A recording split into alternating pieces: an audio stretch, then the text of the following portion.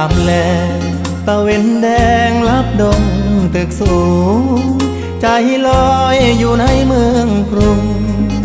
ไปถึงทิวทุ่งท้องนาคือทอดแม่พ่อสำบายบ่น้อยามลูกจากมาฝ่าเฮือนแอมตองมุงยาหลับตายังจำฟังใจมาอยู่เมืองไกลบ่อุ่นใจ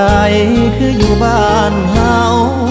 หาปลาหน้าหวานเกี่ยวข้าวของขึ้นเหล่าลาบขมต้มไก่